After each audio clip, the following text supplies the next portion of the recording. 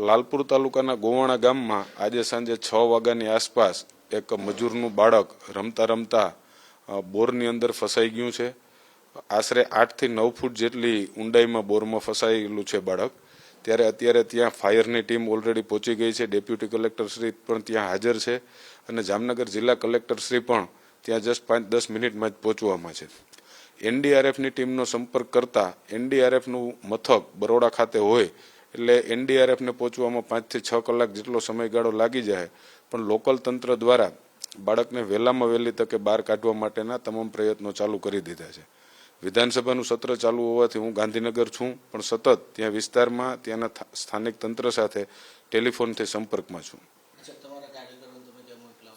જે અમારા 5-7 કાર્યકરો જે એ ગામના છે એ ત્યાં હાજર છે। બીજા તંત્રના માણસો છે અને બીજા કાર્યકરોને પણ કીધું છે કે ત્યાં જઈ અને જે બેસ્ટમાં બેસ્ટ થઈ શકે તે તંત્રને મદદરૂપ થાય। બાળકને વહેલી તકે ઓક્સિજન મળે એના માટે 108 પણ ત્યાં હાજર છે અને તંત્ર સાથે વાત કરતા હાલમાં બાળકે જે અંદર જે સાધનો એક પાઇપ ઉતારવામાં આવ્યો છે, પાઇપને પકડ્યો છે અને સતત પ્રયત્નો ચાલુ છે।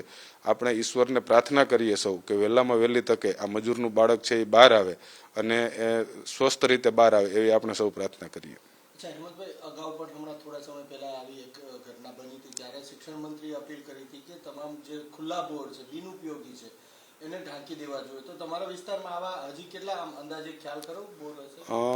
બોર છે એ વ્યક્તિગત ખેડૂતોની બાબત હોય એટલે કોઈ એની નોંધ કે એવું ના હોઈ શકે। આ બોર પણ આમ તો એકંદરે બુરાયેલો જ હતો, માત્ર 7 કે 8 ફૂટ જેટલો, કારણ કે એવું બન્યું એક બોર બુર્યા પછી પણ અંદર માટી ધસી જવાના કારણે 7-8 ફૂટ જેટલો ફરીથી બોર ખુલ્લો થયો હોય। જનરલી ખેડૂતો છે એ આ બાબતની કાળજી જ રાખતા હોય છે, પણ ક્યારેક આવા અકસ્માત બની જતા હોય છે। એટલા માટે કેટલા બોર ખુલ્લા છે એવું ના કહી શકું, પણ મોટાભાગના ખેડૂતો પણ હવે આ બાબતે કાળજી રાખતા થયા છે। છતાં પણ તમામ આપની ચેનલના માધ્યમથી તમામ ખેડૂત મિત્રોને પણ વિનંતી કરું છું કે આવા કોઈ અકસ્માતો ના બને એના માટે પોતાની વાડી કે ખેતરમાં જેટલા પણ આવા ખુલ્લા બોરો હોય એને તાત્કાલિક આની ગંભીરતા લઈ અને બુરી દેવા જોઈએ। ખાસ કરીને અમરેલીમાં એક ભાઈએ, મહેશ આહિર નામના એક વ્યક્તિએ ફસાયેલા બાળકને બોરમાંથી કાઢવા માટે એક રોબોટ વિકસાવ્યો છે। એમની સાથે પણ હમણાં મારે ટેલિફોનિક ચર્ચા થઈ। ટેલિફોનિક ચર્ચા થયા બાદ મહેશ આહિર પણ ત્યાંથી એમનો રોબોટ લઈ અને ઘટના સ્થળે આવવા માટે નીકળી ચૂક્યા છે। વધીને 4 થી 5 કલાકમાં એ પણ એમના રોબોટ સાથે ત્યાં પહોંચવામાં છે।